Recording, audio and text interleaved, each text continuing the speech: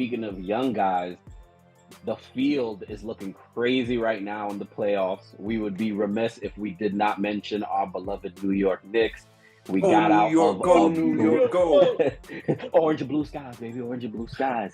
So, we got out of a brutal first round series against the Philadelphia Sixers, winning that series in 6.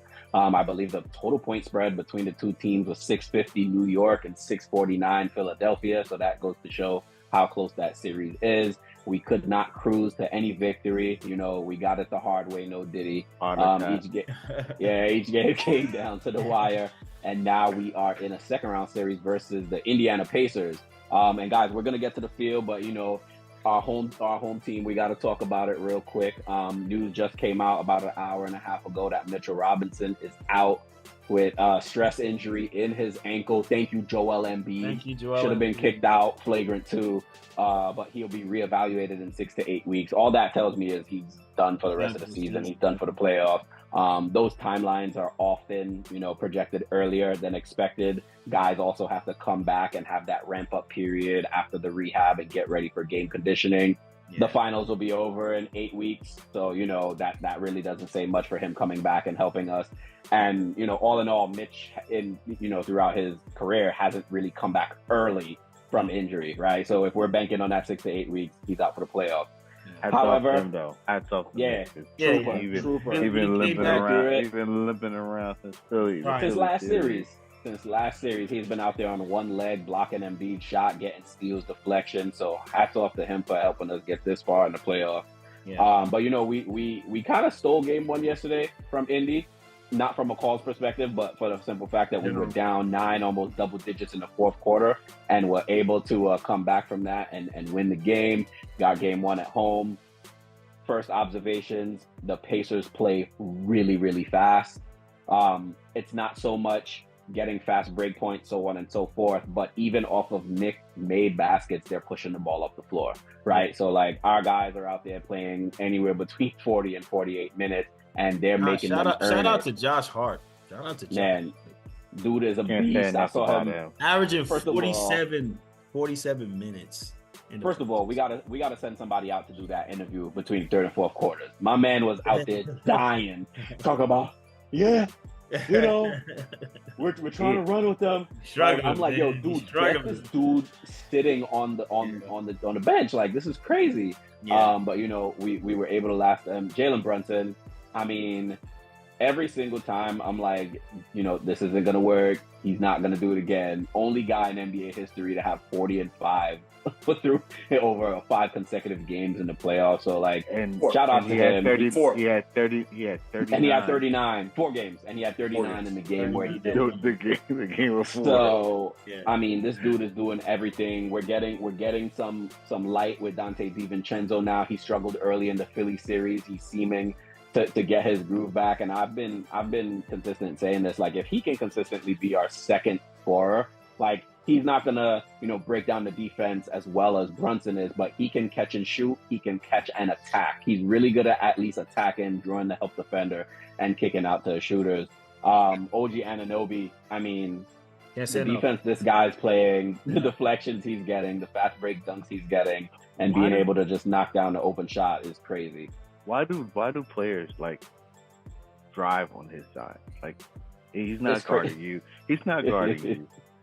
You're gonna try to drive past him. He's gonna swipe at the ball. He's every single time. Knock the ball. He gets that on the sideline, bro. He gets it every time. He reads it. He's so he's cerebral like that. He gets it. Yeah. Every single time. So given what we've seen in game 1 in the series, Sean, what do you think, I guess, the adjustments, or what are things we need to key in on in order to win game 2 tomorrow night and go up 2-0 in the series? Do not let TJ McConnell cook us again, please. Do not let this little white man cook us again and give us a good 20-something points off the bench. I mean, in all seriousness, though, his energy coming off the bench was really crazy. What got he was the engine for that bench and to get them going. Obi Toppin doing what he used to do in the Garden a year or two ago, going through the legs and him and that shit. He had to. Yeah. Listen, Unreal. And you know, what did he have? 13. He hit a lot of critical shots in the game. Yes, I mean, the key for the Knicks is to mitigate the points from the others as much as they can. You know, depth is obviously going to be an issue. Like you guys pointed out, Josh Hart played 47 minutes, almost damn near the whole game. We don't have that production, especially now with Bogan out with the ankle injury, and Mitch is now out. So now it's next. What has that been all season for the Knicks? Is next man up. Next man up. Next man up. I like the way we defended. The way we defended. His name is Tyrese Halliburton. I mean, he's hobbled, but you know they're putting pressure on him on the outside. He's not getting free run to the basket. They're putting a forearm on him, keeping him off balance. But he is dumping in the post of Miles Turner, who has been cooking us. Unfortunately, Hartenstein don't got nothing for him. He's just going to be a rough series. I mean, when you think about that, the fact that Miles Turner is cooking Hartenstein, and Hartenstein did a fair job against Joel Embiid, you think it would be easier time, right? That just goes to show playoff basketball is not one of one. It's not apples to apples. Every team, huh? I was begging when Hartenstein was playing defense or Embiid, I was begging for Mitch to come. Please back. let Mitch come in. Please let Mitch. No. But you want to know something? No, bro. He did. You're talking about a guy during the regular season who averages 35, 12, and 6. So I take it easy on Hartenstein, but I do expect a better effort. Sometimes he can get a little handsy, and when he has his hands that going was in the the wash, problem. That's the problem. That was the problem. It wasn't. Then you have foul call. And how do you play defense? You keep the guy in front of you. Use your feet, right? Move your feet. He was doing that. The problem was he had his hands over, and Embiid with the stupid swing through every single time. It's like he takes one dribble and it's beep, like automatic, like nothing pissed me off more. But FJB, there were no that. lessons learned from any game. 6 games, there were no lessons learned. You get in a quick 2 off the floor. That's why we were begging for Mitch to be playing. Mitch, please come back. Please come back, Mitch. And ironically, I feel like the Sixers series was a better series for Mitch. Embiid plays slower. Like the Pacers are very switchy, and you know you would think they would have liked to in a game to exploit that and run a pick and roll and get Mitch Garden on the perimeter, which Hartenstein is actually the better perimeter defender because he has faster feet, quicker feet. And another thing, I'm sorry, my bad. And another thing is our perimeter defense needs to get better. Like Nemhard and those guys cannot beat us off the dribble and get to the basket one-on-one. Because guess what? If we come over and play help defense, that's going to leave guys open in the corners, leave guys open for 3, and that's not what you want against the Pacers because that's the kind of place that they want to play.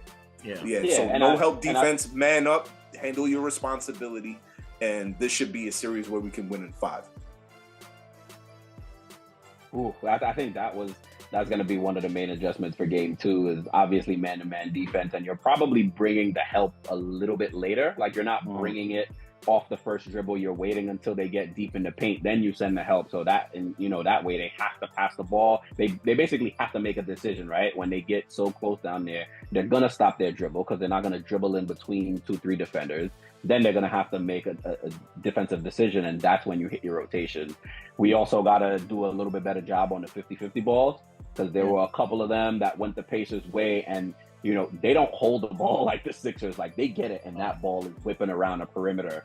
And as fast as we are, and as great as our defense is, like when you're playing 4-on-5, it's just gonna be tough to cover, right? So when we got to do a better job of making those rotations. But I think overall, we did a good job. No one in this series seems unguardable one-on-one. And another thing, and our bread and butter a little bit better.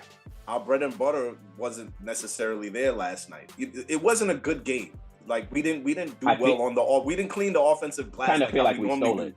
First chance, second chance points. You know what I'm saying? Like we didn't rebound the basketball. We definitely stole like particularly well. Yeah. I do have something to say though, and we hope you. this is 100% real type stuff here. Stephen A. Smith. There we go. Sir, we are revoking your card.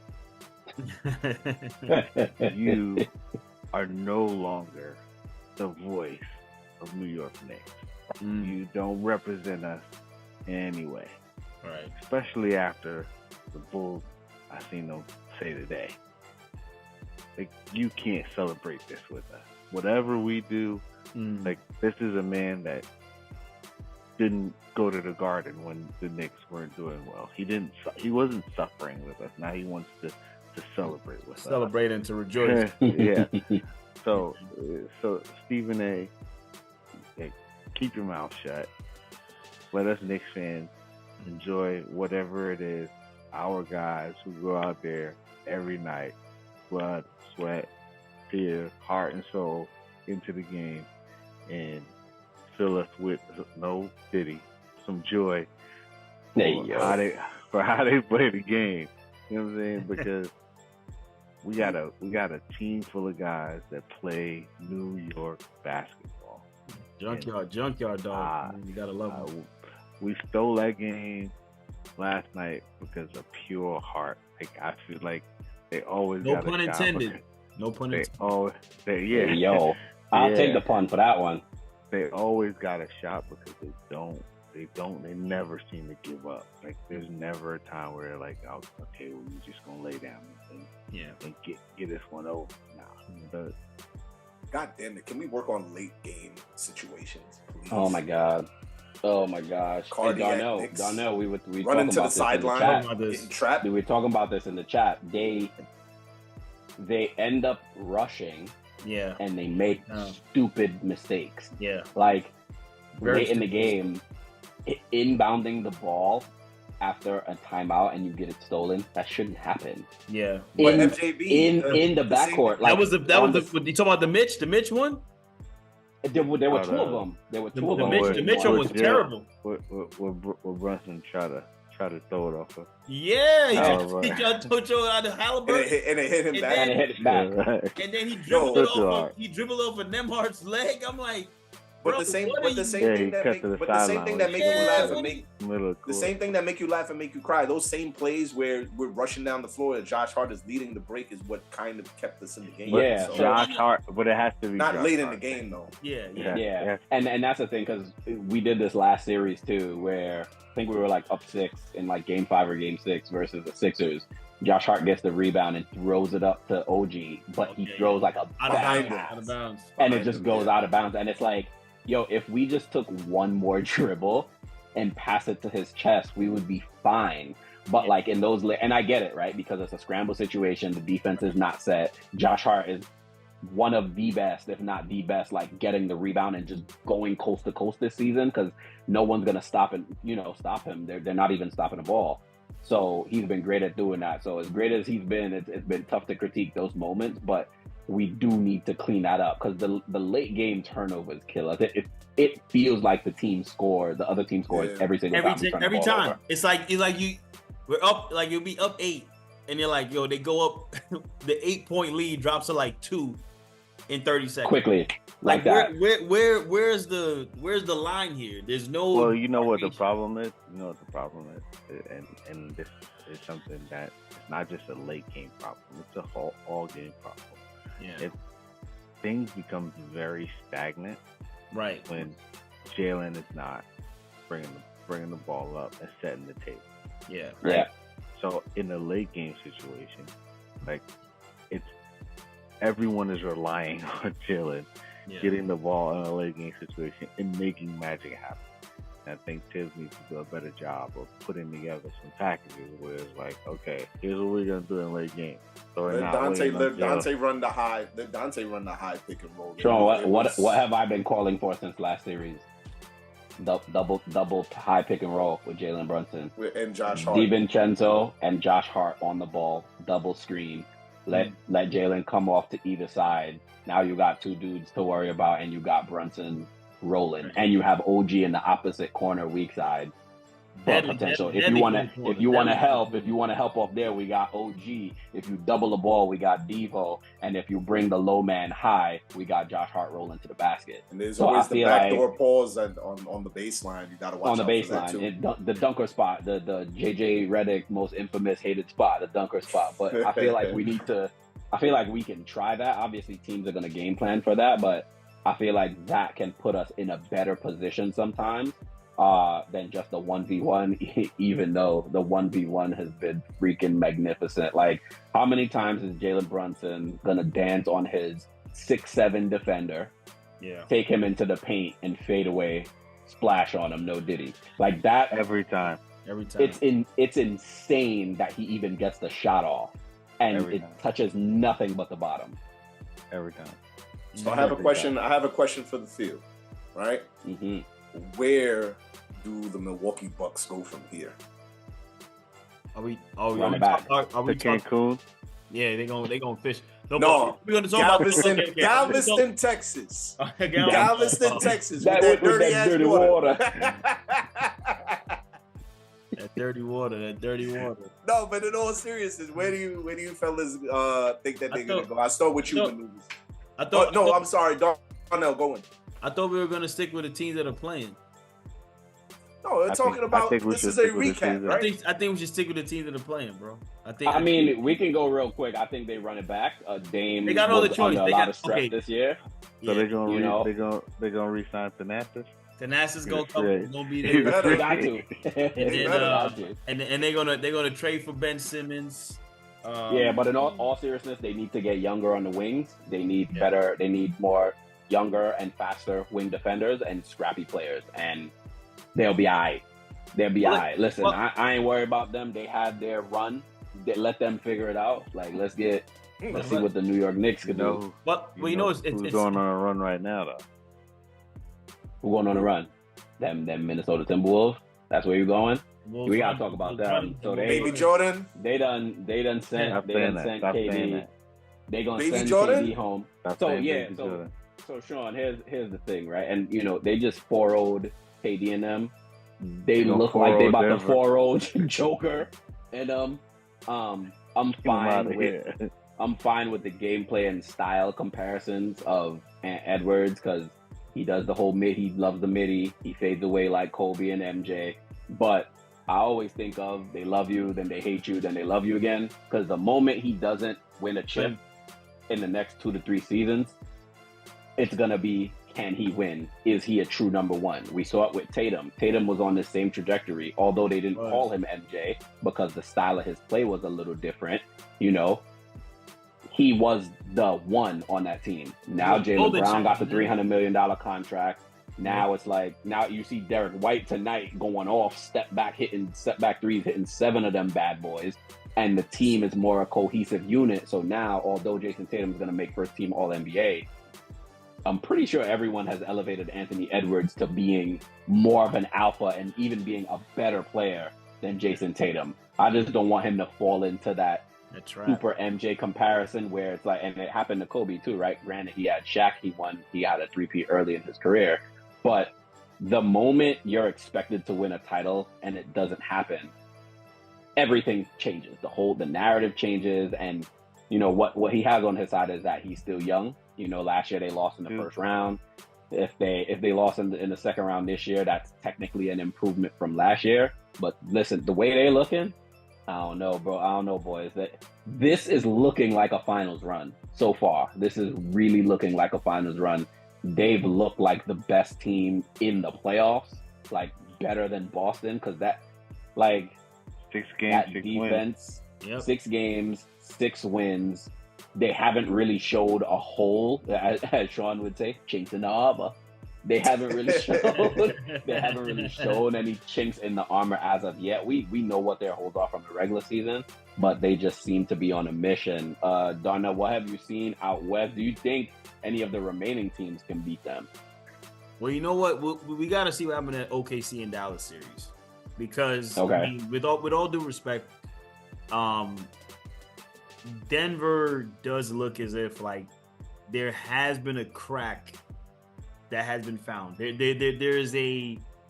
There's something that's missing from them, you know. A lack of fucking athleticism. No, athleticism, depth, and quickness. And Minnesota is fast. They're like Minnesota. But you know, it's crazy. I mean, I think the head coach, I think Finch, he used to be with the Nuggets. He put that team together. And I think the Minnesota GM was also part of that. I think he was also there as well. You know what I mean? So these guys know how to beat the Nuggets. And I said in the chat, the Nuggets thought, hey man, we beat the Lakers. Look how we beat the Lakers. Not knowing they struggled to beat the Lakers. They struggled because the Lakers' biggest issue were themselves. The Minnesota Timberwolves are like, look, it's funny, right? It's almost as if you're looking at it. All of these guys on the Minnesota Timberwolves are LeBron fans, and like, we're going to take out all of our anger on LeBron on you. Like, it's just so funny watching this game. It's like they have no respect for him. They pick it up a notch. Jamal Murray's in jail. He's in jail. He is in Monopoly jail, bro. He can't do any. He's so not pass go. Do not collect $200. Joe, I'm looking at him on bring the ball up, and I'm like, yo, he's getting trapped. Are they gonna call it back? Like, he is so much in jail. He can't get out the backcourt. He's in so much jail. This dude threw a hot pack at a referee. How? And a towel. Like, they got fined 100 bands. 100 bands. They didn't suspend him?